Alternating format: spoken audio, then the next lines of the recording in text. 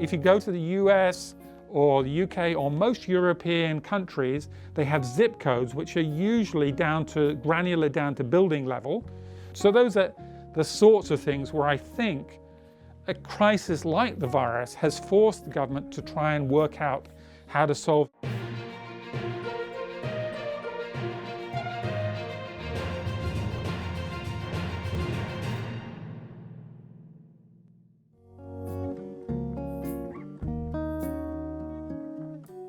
Any advice on or policy or specific measures on how to make Hong Kong better and in areas of policy research, economic development, and public policy formulation? What should we do? Well, I think first of all, you need the laws, but I think you also need somebody to get the different parts of government to work together. Because sometimes, Department A doesn't really want to do the way that Department B wants to do it. So you need essentially somebody to ensure that there is cooperation. Census and statistics is just another department. They don't have the ability to get the departments to work together. And similarly, OGCIO, the information officer, is essentially a department and doesn't have the power to make certain things happen. So it needs to be really driven at the Chief Secretary office? Probably. I mean, that's a matter for the CE and the Chief Secretary, I think, to work out how best to drive it. Maybe they need actually to hire somebody to go round and work out how to get these pieces to work together. So when I worked for the Central Policy Unit, they always had a senior statistician working there. And the reason why was because when the researchers in the Central Policy, you want to do a piece of research, the first question is, what data does the government have? And what does that data actually mean? How useful is it? So you needed somebody who knew what data the government actually had and could tell you, well, this data set is out there and this data is out there, but they're not quite the same thing. So I'll give you one specific example. So I was interested about population flows. So how many people come into Hong Kong?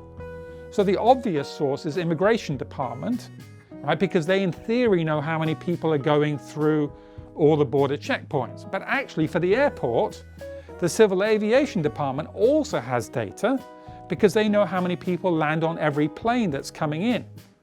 But there is a difference because the Civil Aviation Department data includes people who are not actually coming into Hong Kong through immigration, but get on another plane to leave.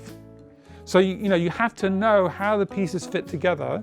So I think the Chief Secretary probably is at a level above and can get people to work together, but you also need people at the level below, coming from outside the government sometimes, who understand what needs to happen.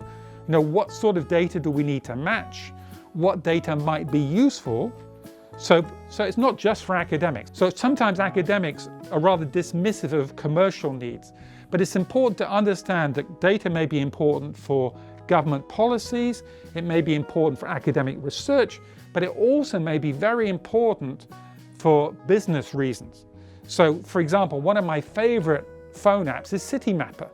So CityMapper was a way to bring together all the data on transport within Hong Kong or in other cities. And they actually managed to match data sets together from different sources even before they were officially available. They had to try and work out. In fact, I was very pleased that the guy who worked for CityMapper in Hong Kong is now working for NTR. So he's now in a position to try and influence the MTR. But the government regulates the MTR and has members on its board.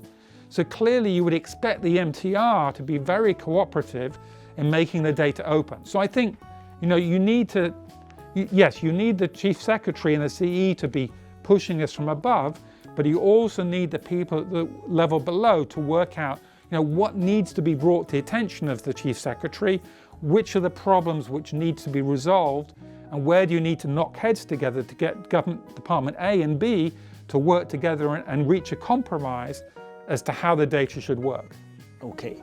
Thank you very much, Professor John Bacon-Shone of the University of Hong Kong, for accepting our interview.